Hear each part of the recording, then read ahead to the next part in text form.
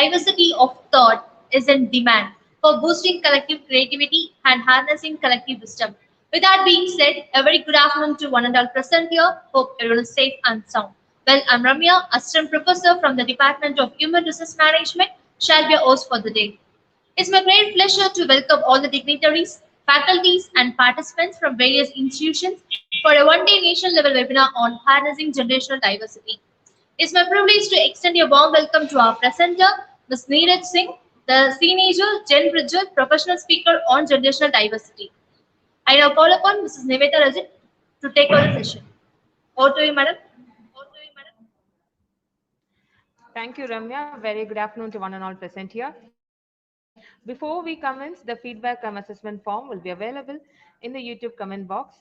You are requested to complete and submit the form before 6 p.m. today. Later, the form will be deactivated. The e-certificate for participation will be sent to your register email immediately. Let's move on. May I now call upon an inspiring personality, Dr. R. Jain, Head of the Department of Human Resource Management, to deliver the welcome address. To you now, ma'am. Thank you, Niveda. We are all different, which is great because we are all unique. Without diversity, life would be very boring. With this wonderful quote, a very good afternoon to one and all. It's my pleasure to extend a cheerful welcome to you all for this one-day national level webinar on harnessing generational diversity on behalf of the Department of Human Resource Management, Dr. MGR Educational and Research Institute in your city. Your presence and motivation always makes us happy. Heartfelt gratitude to our founder chancellor, Dr. A.C. Shanmugam, and to our honorable president, engineer A.C.S. Arun Kumar, for their never-ending support and encouragement towards conducting various programs. Hearty welcome to our knowledgeable and a versatile speaker of the day, Niraja Singh, the Senior Gen Bridger, a professional speaker on the generational diversity. She is a multi-talented woman who has won gold medal in her master's degree in philosophy. Besides, she has written various books on diversity and she has given more than 100 talks related to generalization diversity. She has 35 years of experience in education and in other various fields. We are so proud and happy to have you today along with us, ma'am. Hearty welcome and thank you for your acceptance and presence today, ma'am. Pleasant welcome to all the participants from all over the world. Pleasure is mine in welcoming and thanking all the executives, deans, HODs, faculty members and all others for motivating us in all the ways. Special thanks to Dr. A.R. Arunachalam, Dean Academics, and Dr. K. Sendil Kumar, Dean Administration, for their wonderful support to us in all the ways. A special thanks and welcome to Mr. Ganesh Babu and Niveda Rajit for their wonderful technical support in making this program a grand success. Diversity is a great force towards creativity. It's an important issue in today's business landscape. More and more, HR departments have been called to handle issues related to diversity, and indeed, entire departments have been formed to make sure that diversity, equity, and inclusions are handled correctly and sensitively. But while many of these programs primarily focuses on issues such as racial or gender diversity, there is one type of diversity that is frequently overlooked, that is generational diversity. Without generational diversity, businesses will find it hard to hire, engage, and keep talent. And while it may not be a newsworthy as other types of diversity, it is no less important to businesses. In fact, a survey of 2018 states that 86% of the workers prefer to work on multi-generational terms. Another survey says that the age-diverse organizations come up with and the dangers of ignoring it run much deeper than that. Generational diversity can negatively impact an employee's performance too. They may feel as though they are not appreciated or communicated effectively or respected. It decreases employee turnover expenses, increases potential client base, and improves succession planning for retirement too. One of the key benefits of generalizational diversity is knowledge sharing. Generational diversity is not going away. If we want to create long-lasting businesses, we need to tackle the challenges like stereotyping, prejudice, and discrimination against people on the basis of their age, generation gap, and many more factors. Overcoming the challenges are not that much easier. How to overcome or tackle the challenges of this generational diversity today? We have a very eminent speaker, Niraja Singh, along with us to enrich us about this. Hope we all will be enriched after this webinar. So without taking much time, I once again welcome you all. Thank you. Thank you, ma'am. Now, it gives me immense pleasure in introducing our eminent speaker and guest of honor, Ms. Niraja Singh, who is a woman of virtue and simplicity. I feel elated to introduce her to everyone in this bright sunny day. After all, she's a living inspiration to the young and energetic minds. Our honorary guest is a keynote speaker on generational empathy with 37 years of work experience as an advertising executive, prize winning fiction writer, feature journalist, teacher, documentary, scriptwriter, TV anchor, professional columnist on youth and editor. Miss Niraja Singh is the senior teenager, a proud Air Force veteran's wife. She enjoys golf, loves her road bicycle that she rode Delhi to Chandigarh around 246 kilometers, and she also enjoys swimming. Our speaker is a qualified in BSc Honors Chemistry from Pune University, Bachelorette in Education from Annamalai University, and MA Philosophy. She's a gold medalist from Guru Nanak Dev University. She has excellent command over the English language, energetic and energizing talk based on extensive research, multidisciplinary backgrounds, insight, deep empathy for the human condition creates and delivers from excitement. Many thanks. I'm humbled and honored for your presence here today, madam. We pray the Almighty to bless you with great success, and on behalf of our department and our university, we wish you good luck in all your future endeavors. Thank you. Thank you, ma'am. It was an outstanding profile. Before we get started, if you have any questions during the presentation, please write them into the comment box. I will bring them up after the presentation. We will also have time for question session at the end. Now, the most awaited time has arrived. Without any further delay, I welcome our guest of honor and speaker for the day, Ms. Niraja Singh, to proceed with the presentation. Ma'am, we request you to take over the session and enrich us with knowledge. Over to you, madam. Thank you, Ramya. And thank you, Dr. Jayam, the University, MGR. You are my absolutely picture book target audience. You are a research and an educational setup. There are the young and there are the nurturers of the young. I'm very thrilled and excited to be here, and I bring you a message on generational diversity. Dr. Jayam is absolutely right. There is a diversity explosion today. And of all the diversities, I believe, from what I have seen, from what I have read, from what I have researched and written and assimilated, that the most relevant diversity today is generational. And why do I say that? All other diversities are slowly blending because there is so much of inclusivity. Mankind has become far more open. We face a crisis as a species. There is so much uncertainty, the kind that we have never faced before. Now, in facing that uncertainty, there's a lot of push and pull and mingling and blending happening. There is a greater acceptance.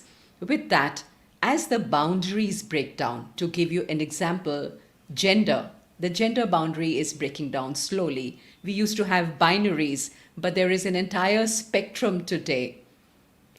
As these diversities break down, your socio-economic backgrounds are also challenged because we are all connected.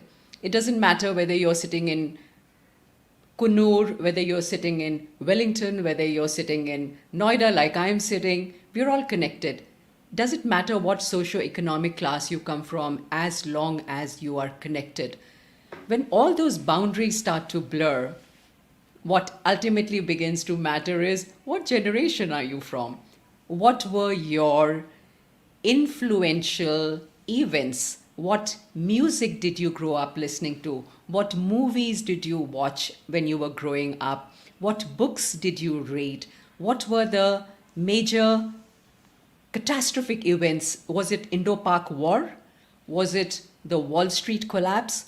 Was it the 9/11 incident? Was it an act of terrorism in Mumbai?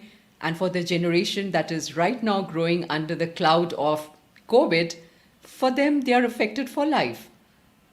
So, generational then becomes extremely critical because an entire swath of humanity born between certain years are shaped a certain way. They become a culture. A generation becomes a culture. And that is how generational diversity becomes very relevant. It is important to understand what matters to each generation. Now, there is a second factor which plays a very important role here. The older people are living longer and they are refusing to retire. Look at me. We are quite healthy. Our cardiovascular functions are decent because we didn't grow up staying awake at night. We didn't have the opportunities to experiment as the young children today have. We didn't consume, there was no opportunity. I mean, consume alcohol or substances. It wasn't so accessible. The demographics of a young person who consumes has changed. Once upon a time, there were children who were not performing very well in school, perhaps, but today it is the honor student sometimes who is smoking up, who is numbing his or her anxiety with substances. Now, when that happens, the outcome is different and a new approach to communication is required. That is when it becomes very, very crucial to understand what separates one generation from the other. You cannot afford today to come from a place of assumptions. You cannot assume. You cannot assume that the young want this. You cannot even assume what I want, because today I may not want to retire. You might look at me and say, Madam, you've lived your life. You've got nice gray hair. Why don't you sit back and relax and hand over the reins to the young? But I want to give myself a second chance. This is my second innings. In fact, what I'm doing right now with you is my fifth career. I want to grow, continue expanding, to contribute. And there are many other boomers. I'm a boomer by generation. There are many other boomers like me. And today, the kind of world we live in, there is a place for experience. There is a place for wisdom. There is a place for disloyalty also, in a manner. A lot of young people, employers complain that they don't stick to one company. There's a place for that, because there are other people who will fill in that role, and you can together work like a well-oiled machine, provided you accept, you acknowledge, and you understand, you're willing to negotiate and learn how to understand each other. So that is the context of my talk today. I have put together some slides from all that I have seen in my life and all that I have read. My desire, my aim today, my objective today is that by the end of my talk, each one of you watching me and listening me stops to think, yeah, there was this Niraja Singh, senior teenager, and she said something about generational gaps and how to negotiate that, and maybe I need to rethink. And with that, let's go over to my presentation. Just give me one moment as I share it, and then we will go through all the slides that I have put together for you. Here is my first slide. Harnessing generational diversity at the workplace. Extremely important. We cannot afford to let our differences divide us. The purpose of this presentation is to learn to turn your differences into dividends. And even though I say that this is about work, And the workplace, the fact is, even that boundary has begun to blur. What is work? Where does it start? What is workplace? All these things are new ideas today, and we are struggling to accept and work around them. So let's move on and work. I just said, is that a place anymore? Yes, it is in some cases. We are experimenting with a hybrid workplace. But workplace until recently, until yesterday, last year and a half, it was home. It was a tiny table in one corner of your room, and you were sharing your devices with other members of the family. So work is not a place anymore, strictly speaking, because there are a lot of companies that wound up their offices, that vacated their buildings. They gave up their buildings because they could not afford to maintain them. So the idea of work is changing. Redundancy. Redundancy happens when certain jobs are not needed anymore. There are so many jobs that have just fallen by the wayside, and there are other jobs, for instance, the legal profession. There are other professions where there is more and more automation happening, and tomorrow perhaps they will not be needed. Schools are under a lot of questioning. Will there be the need of strict brick and mortar schools tomorrow? Are schools going to become irrelevant? These are the new, very, very fundamental, very, very seismic, I would call it, issues that will unravel and pan out with time.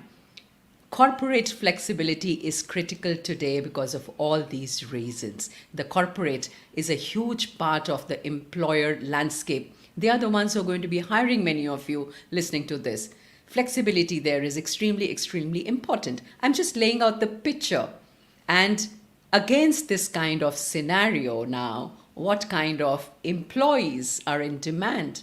Quick learners, the go-getters, and hopefully young people who don't need hand-holding for very long.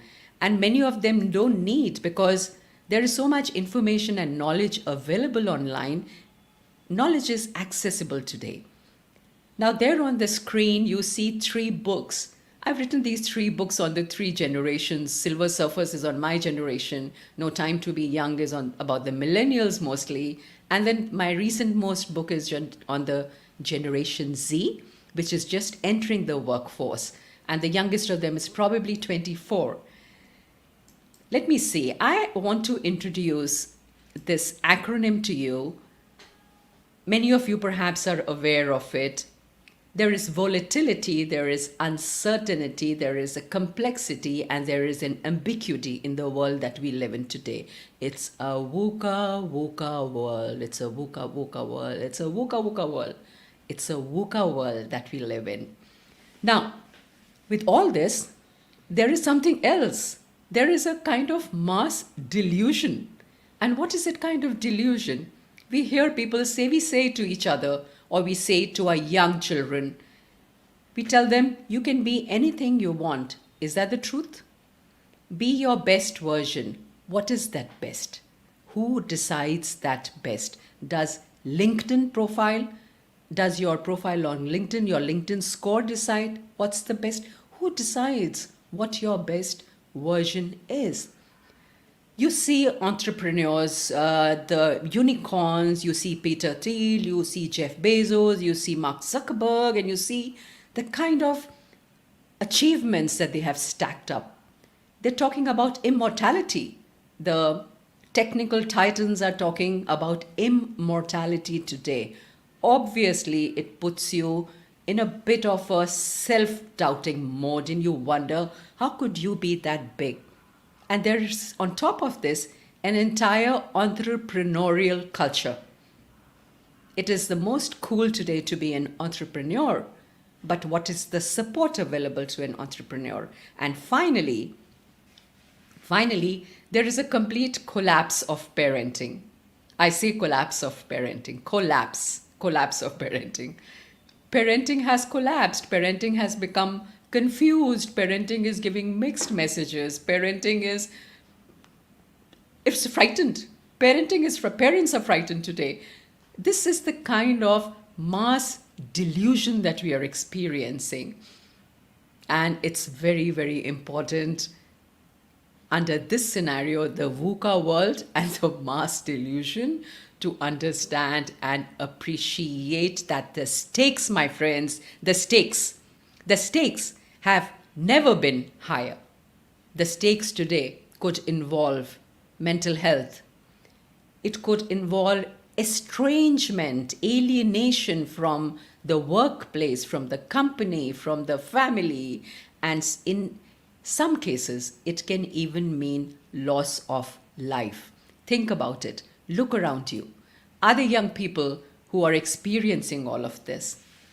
Now, these are two cases I'm just sharing with you because when I talk about the generation gap, I get a pushback from people. My friends tell me, my colleagues tell me, people on the road, people I meet in social functions tell me, it's not such a big deal. There's always been a generation gap. What are you talking about? You're exaggerating. You're being alarmist. Is it a myth? Is it a myth? No, it's not. The generation gap is real. Would you have imagined 10 years ago, 15 years ago, 20 years ago, someone like Rajni Chandy or someone like Greta Thunberg? Could you have imagined a young 13, 14, 15, 16-year-old challenging the European Parliament, standing in the Parliament and angrily telling the leaders, the world's leaders, the state heads, how dare you? How dare you leave a world like this for us to clear up? How dare you expect us to mop up behind you, after you? Would you have imagined that? No, never. Because when I was growing up, the economy was hopeful, the world was hopeful. We trusted institutions, we trusted the presidents, the state heads. It was very different. Then somebody, 70-year-old, 65-year-old, did not dress the way it is shown here on this magazine cover, a beautiful, lovely, fantastic photo shoot. But she was trolled. Rajni was trolled for this. And that is because people are not yet ready to accept that the values are changing, the expectations are changing, that a young person feels empowered enough to question the older, and the older feel encouraged enough to live their lives, to experiment, to be themselves, to explore parts of their lives that they were not able to explore perhaps once. So these are the generational, huge changes in values, in views. And against this background, the answer is, it is not a myth. Now, let's talk about work. What are my premises when you talk about the millennials and the millennial management is a buzzword in the workplace? Number one, the onus, I believe. I do believe that the onus on taking the first step towards a better communication is with the older generation because they are more secure, they are better off, they have the money, they have the security, they have the houses, they are emotionally more stable because they've been in marriages, they've been there, done that, raised families. So the onus is on them. Secondly, you have to accept, everybody has to accept that the world today is harsher, it is more cruel. The world earlier was a little softer. There are reasons, we are not going into that right now. Third, my generation, the one before me also, we are in a real danger. We feel, the older generation feels that they are in danger of leaving behind a generation that is not as healthy as them, that is not as physically as strong as them, that is not emotionally as stable as them, that is not as potent and productive as them. And there are reasons for that. Young people today struggle with anxiety. They struggle with relationships. They struggle with emotional instability many a times. they're taking longer to launch. Many of them, not all of them, we cannot broad brush. And the idea is to just paint a general picture here. So some of it will resonate, you may differ with the nitty gritty of it, but broadly speaking, the younger generations are taking longer to meet the so-called milestones of life. In fact, those milestones are also haywire. And finally, the basic premise that a home which used to be round, Mother Earth, is not round anymore. Our home has gone flat. We are living in a flat home. So, in all of this, what are the three slippery slopes? What are the areas where there is the risk of maximum conflict? In the workplace, there are three main things. One is stress management, there is expectations management, and finally, there is your work-life balance. Now, to give you an example, stress management. Let me share something with you on stress management. I know you have all heard these three phrases very often, but let's see what it can do. Now, there on the screen, this is my daughter.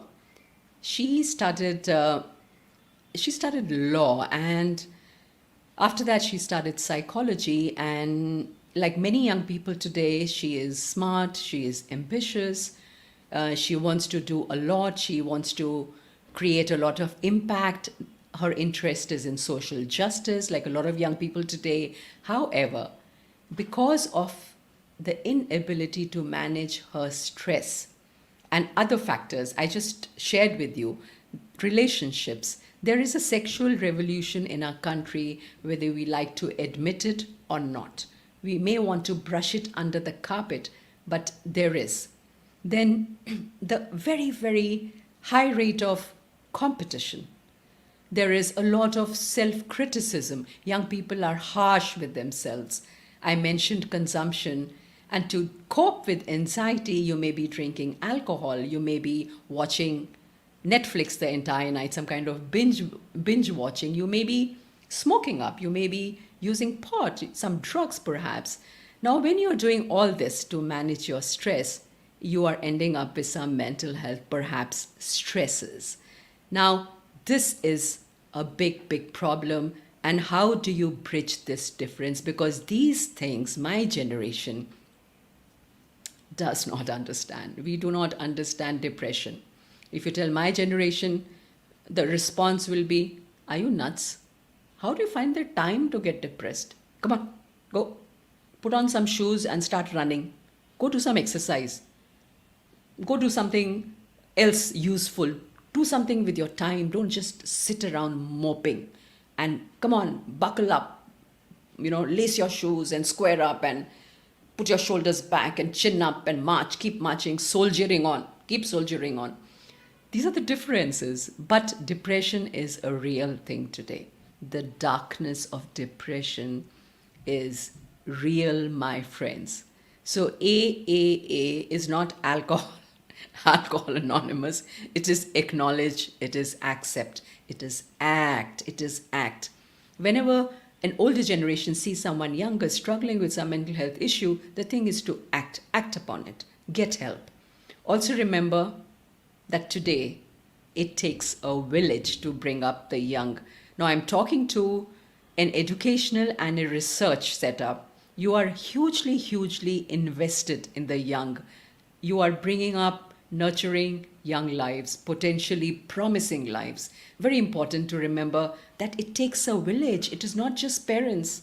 It is the coaches, the uncles and aunts, the tutors, the trainers, the classroom bhaiyas, any help, anybody around. It takes an entire village to raise the children today.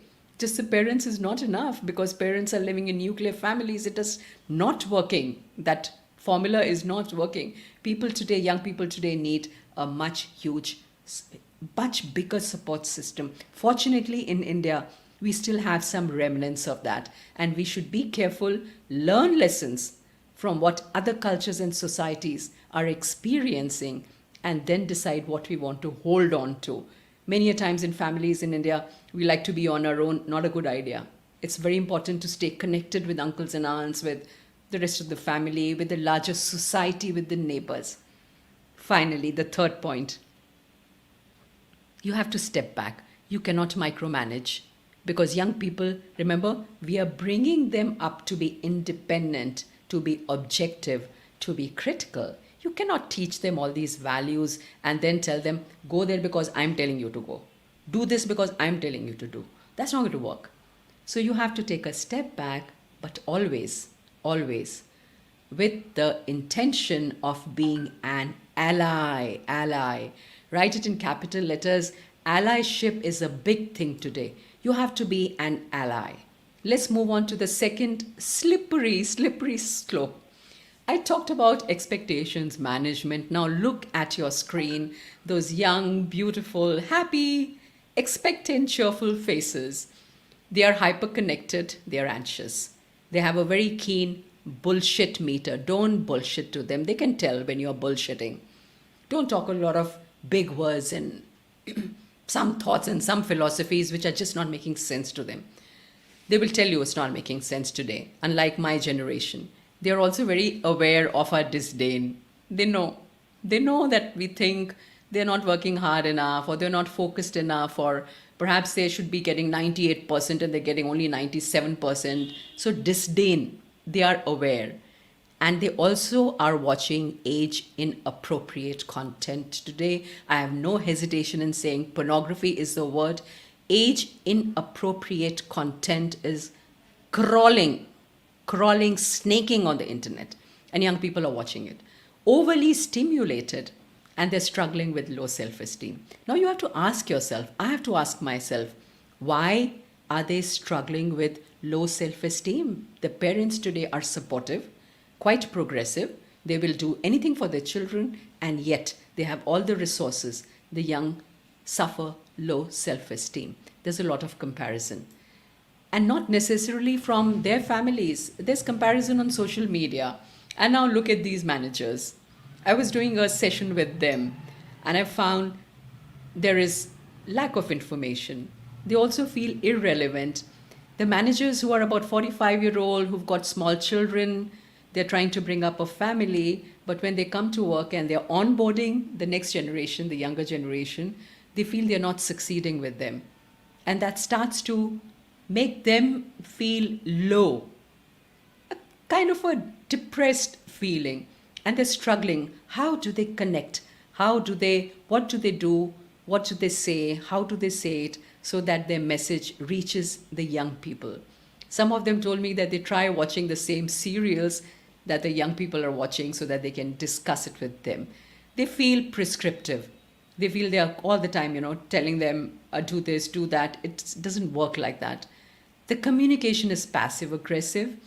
There's a lot of micromanaging, and again, the same confusion that is happening in homes is happening at work also in a manner, because you're giving them mixed messages. You say, oh, you're completely, I'm willing to give you a lot of space and freedom. But what happens if one of your young employees, you give them a project and they outsource it to somebody else in their circle who is better at it?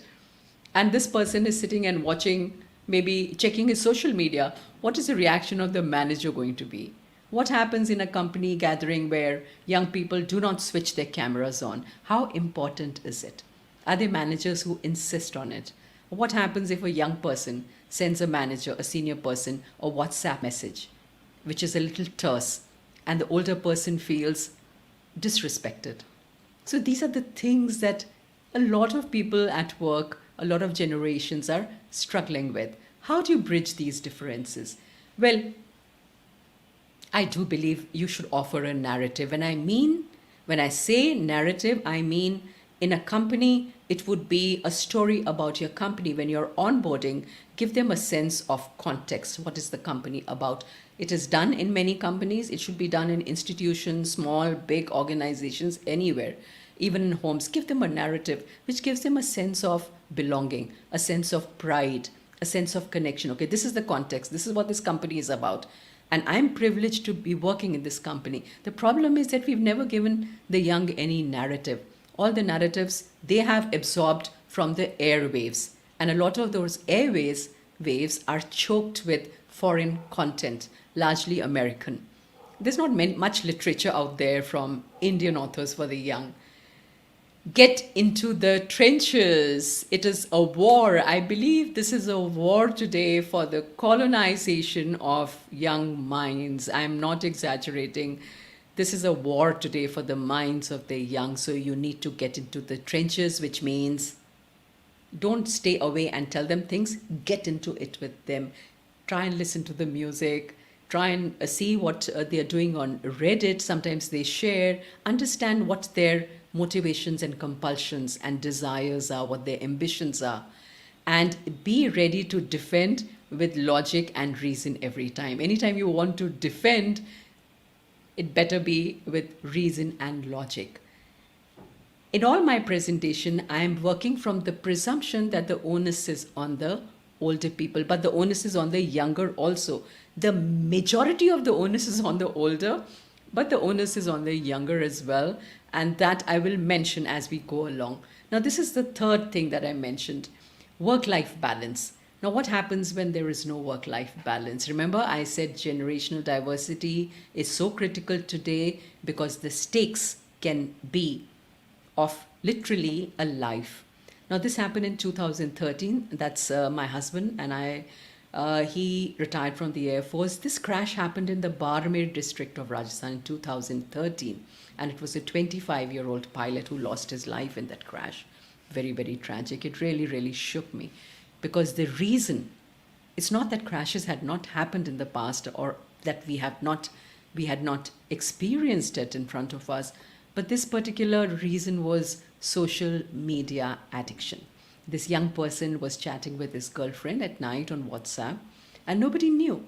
Now, generational diversity, when you are working together, when you are in charge of the younger people, when there is an entire environment and you're thinking a lot of things, policies, for instance, you have to be aware of the ambient environment. Your ambient awareness needs to be very, very sharp. You need to know what are the tools and the technologies, the practices, what are the work habits. The children who sometimes are up at night. Today, 24 hours just blend. There's no day and night. And I'm not just talking about the BPO workers. I'm talking about a general lifestyle. So this is an example of what happens when a work-life balance is not maintained because of lack of awareness of the generational habits. And how can you bridge this difference? Inform yourself. Number one, anticipate. Anticipate that 20 years from now, AI is going to be a big thing. It already is creeping up on us. But how is it likely to impact our lives? So it's for the generations, for people who are working with the generations, who are supervising them, to stay informed of what the big ideas of tomorrow are. So that exercise is critical. Then stay relevant. If you're not up to date with things, you won't have much to talk about with the younger generation, for instance. So it's important to stay relevant. Only then will they be open to anything you say to them. I have young, my children are 31 and 27. They're 2.5 years apart. And I try all the time to, well, the way I stay relevant is I collect skills. So I'm collecting a new skill every time. If I know, for instance, I knew the breaststroke in swimming. And last season, I learned the freestyle. I learned the backstroke. I learned the butterfly. I started learning social dancing before COVID struck. And I was meeting a lot of young people there. We would be doing salsa together or foxtrot together. I started learning Spanish language. And I was the eldest in my class. And the youngest, they were 18-year-old, 19-year-olds, 25. I think the next older one was 28. And after that, they were younger. So stay relevant. You need to keep learning and moving with the times to stay current. And this one, You have heard about boomers, my generation, the Gen X that came later, 65 born until about 80 born, then the millennials from 80 to about 95, then the Zoomers that were born between 95 and 2012, and the children born after 2012 are what you call Gen Alpha. I'm talking about Generation V. This is a new generation. And this is a very, very unique generation. It's Generation Virtual. Generation Virtual is very different. They live on the flat environment. They all behave like each other. If you hadn't seen me today, and you and I just met online, and if I'd said I'm 18-year-old, it would be hard for you to know the truth. It's easy. It's easy to be what you like online. So many times, this generation, no matter what their age is, they behave like each other online. They are not defined by age, by gender, or by geography. Doesn't matter where you are from. Doesn't matter. You could be all part of one community. You could be playing a game together somewhere online. You could be exploring the dark web sometimes. You could be shopping together. You could be exchanging notes. You could be engaging in conversations. You could be doing a fireside chat, a digital fireplace around a digital campfire. There's so many opportunities to connect with people. See, my generation, many of us are learning new technology. So there are many older people who are online. Now, these people, the Generation V, they are the digital natives. And it's important for the bosses at the workplace to understand this, that under all the other differences, there is this underlying theme. They are all communicators. Today, you don't need Doordarshan or the government to approve your script. If you have a good script, you can create your own YouTube channel. Everybody can be a creator today. That barrier has come down. There's no middle person who's gatekeeper, who's holding you back. So you can create your content and put it out there. And this generation creates a lot of content. They're constantly creating, they're curating, they're connecting. They also believe in merit and collaboration. This generation wants to be a part of an active community that is creating an impact, that is doing something important. So you'll find them on Facebook, you'll find them in a lot of places. There are parents who are coming together to do some good things. There are speakers who are coming together, all kinds of categories, and you would have come across them. So Generation V is a generation which gradually in future you should read up on it, on where this is likely to go. But it's an important factor to keep in mind. Also remember, this is happening. Internet of Thing is transforming into Internet of Thought. I won't need the mouse again very soon. I won't need my earphones perhaps. I won't need my devices. I just have to use my brainwaves, my neurotransmitters, and we are all connected. So this mastermind that is coming up, this cloud computing that is coming up, where everything is connected, and at the in the blink of an eye, at just a thought, you can bring about you can control the physical environment. So the line between physical and the virtual, that blurring, that is also something to watch out for. You already hear of some of these very, very successful entrepreneurs uploading their memories into the cloud. There, I mentioned the immortality part of it, that is already moving. It's moving ahead. We don't know what shape it is taking, but it is moving. So when this happens, it's going to affect the way we conduct our lives in very, very fundamental ways. So it's important to keep pace with the big ideas and then see how it is going to affect all the generations. I would recommend this particular movie if you have not watched it already. This is The Intern, a classic movie, and it's a very beautiful portrayal of how successful an intergenerational communication or a partnership can be. There you see, and I won't tell you, you will have to watch it. My narrating the story will not be the same, but do try and watch it if you're interested in understanding generational diversity better.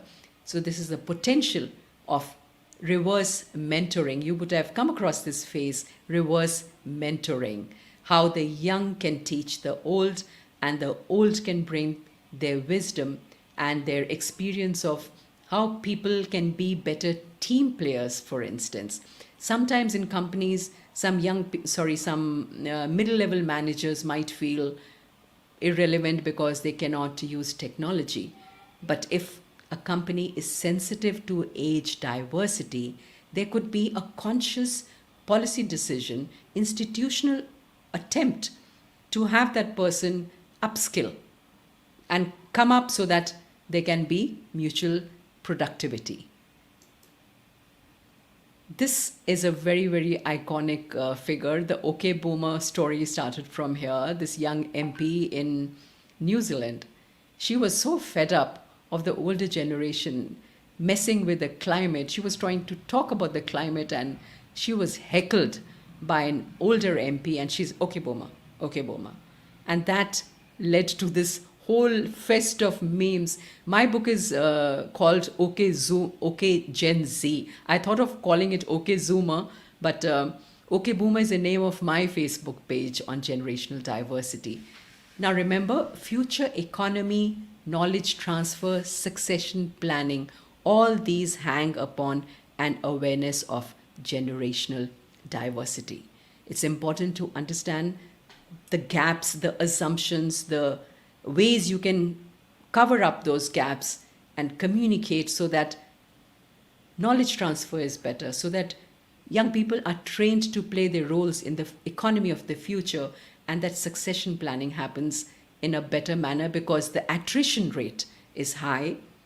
The employability, the turnability is more, the turnover is more, and usually succession used to go to the senior people, but it doesn't have to be like that anymore. These are issues that are covered under generational diversity.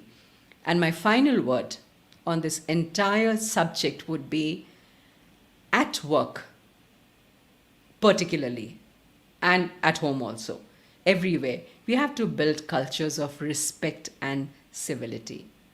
Respect is very important, mutual respect. It's also important to negotiate any politics with grace. There are certain things between generations which are awkward, certain things which are unacceptable. Those need to be clearly defined. And reverse mentoring, the most needs to be made of that. And we also have to be extremely ready to improvise. Between awkward and unacceptable, for instance, your dress code, spaghettis might be awkward, but what is completely unacceptable? What kind of an outfit? What kind of what kind of a punctuality? How particular you are going to be? These are things that have to be defined. And finally, remember, above all, between the generations, it is a sense of connection. I do believe today that there is an unresolved grief in society because milestones are not being met, and there is a sense of mutual disappointment, mutual angst, and that can only be solved with a sense of connection. This is what I do. I mentioned generational disconnect can cause estrangement, mental health, and even loss of life. So solve generational dilemmas, be on the same page, no matter what your age. That's my Calendly link, should any of you wish to meet up with me. And now I've stopped sharing and I'm open to any questions, please. Thank you, Dr. Jem, very much. I hope this was of some help. Thank you so much, ma'am, for an enriching session. It was very lively with your wonderful examples. Thank you so much. Dear participants, if you have any queries or questions to ask, you can post the same in the comment box. And Dr. Jem, if we have time, I can continue I see that we are on 52 minutes. I'll leave that up to you. Should you want me to continue, I can share a little more. But I thought I would leave some time for questions. And I'd love to hear some views from the other side. That'll be great for me to work upon. Sure, ma'am. As of now, there's no question. So if you wish, you can continue with your presentation. Okay. Thank you, Now, ma'am. Thank you, Dr. Jem. I'll take another couple of minutes and then perhaps we can wind up. I hear at there is I want to talk about the generational grief a little more. A lot of young people today, for instance, are take longer to settle down. They're taking longer to get married, or they want to go into the mountains sometimes. They just want time alone with them and not have the family pressurize them. Their need for community approval may not be as strong as it was for my generation. So many a times what happens is the older generation at work, bosses and seniors, they will either they may fight in the sense they may communicate in some very strong terms, in a very hierarchical, patriarchal term, or they just might back off, or they might withdraw and not have a conversation any longer. That is fighting, fleeing. These are dangerous because in with the generations working together at the workplace, it's very important to keep the conversation communication lines open. I met a young professional who told me that she was in therapy, but her mother was very unhappy about that. And she said, why do you need to be in therapy? We never needed therapy. So that understanding and appreciation that the challenges the young face are very different from what we faced. And therefore, there needs to be a greater acceptance and a willingness to take a step back and not keep pushing and micromanaging them at work. Of course, the other question then from the other side, it becomes, how far can we permit that? How far can you take that laxity? At some point or the other, you have to spell out certain things. So what I did was I started reading up and I realized that the only form of culture or workplace culture that perhaps will suit everybody is a very transactional method. Let's call it a transactional leadership. Now, what happens in a transactional leadership? You lay down your rules very, very strictly. The procedures, the protocols are spelt out in clear terms, and the reward is in terms of money. It is a very clear cut, and you may be given an option to work independently or in a very, very hierarchical setup. So that option is there. However, this kind of a leadership style will work only for short-term goals, but you might end up killing creativity. If everything is so strictly laid down, it will suit all the generations will be happy with this. It's a safe way of working. There are clear-cut rules. The rewards are assured, and it's coming in form of money, which is a language that everybody understands. But like I said, in an environment where you cannot afford to be what is called addicted to certainty. All of us have grown up, most of us. We are addicted to certainty. We want to be certain. What's your plan? What's your objective? What are your goals? Give me the tips and the tools. We want to be sure. You're always striving for certainty, but that certainty today is the most uncertain thing. Therefore, that kind of leadership is perhaps not working. It will not apply. And hence the need for this constant dialogue. So I will congratulate you, Dr. Jayam, that you are holding this webinar, that you invited me. You started out by saying that diversity issues that are usually dealt with have to do with gender, with ethnic differences. But you took this very, very progressive step of inviting me here to talk on generational diversity, because that is a first step. That conversation, that acknowledgement that this is crucial, and understanding each other is the only way to move forward. With that, I'm closing my webinar today, and I look forward to hearing from some of you. You can connect with me on LinkedIn. I'm there on all the platforms. You just Google Niraja Singh Teenager, and my LinkedIn profile will come up, and it would be fantastic. Thank you so much, MGR, and good luck with nurturing the next generation. Thank you, Dr. Jay. Thank you so much, ma'am, for delivering a wonderful and informative session. Your session was highly successful in the sense that reached all the participants effectively and helped them to understand more on generational diversity. At this happy moment, we would like to present our appreciation letter to the chief guest. I request Mrs. Niveta Raji to display the appreciation letter. Over to you, madam. Thank you. Thank you very much. That's beautiful. Beautiful. Thank you so much, ma'am. Thank you. Gratitude is a Paris to blossom, which springs from the soul. With that being said, I now call upon Mrs. K. Vasanti, Deputy Dean of Academic Staff College and Assistant Professor from the Department of Human Resource Management, is eagerly waiting to deliver a vote of thanks. Over to you, madam. Thank you, Ramya. Gratitude is not only the greatest virtue, but the parent of others. With these warm words, I would like to propose the vote of thanks. I would like to express my gratitude to our management for giving us this opportunity to have this webinar continuously. I extend my gratitude to our guest speaker, Ms. Niraja Singh, professional speaker on gender diversity. Today's topic, harnessing generational diversity, has been a challenge to all organizations across the globe, and organizations have met the challenges by related to the differences,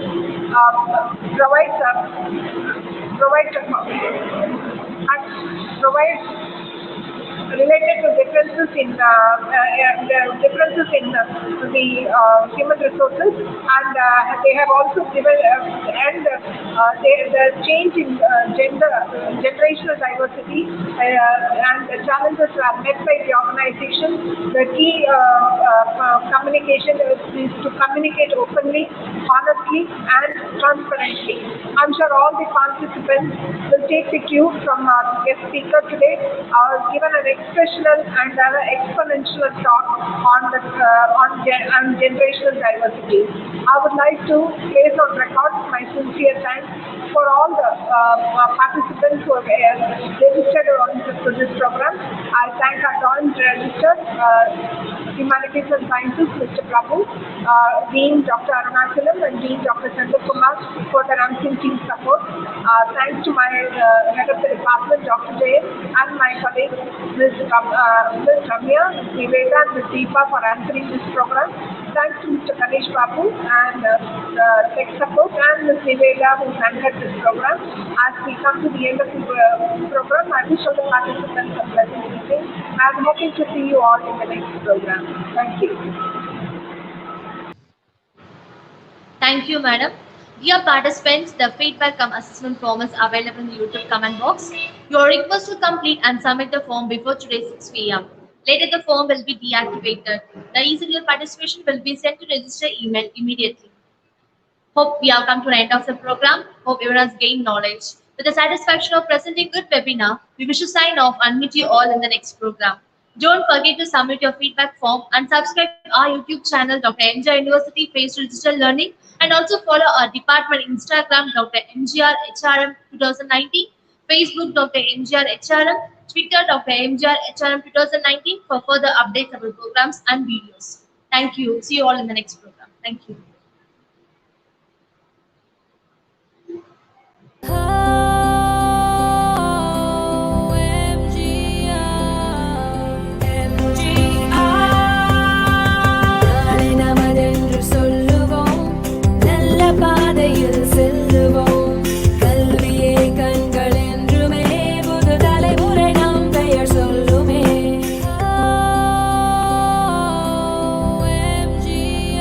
Dr. MGR Educational and Research Institute, University, Mother of All, Chennai.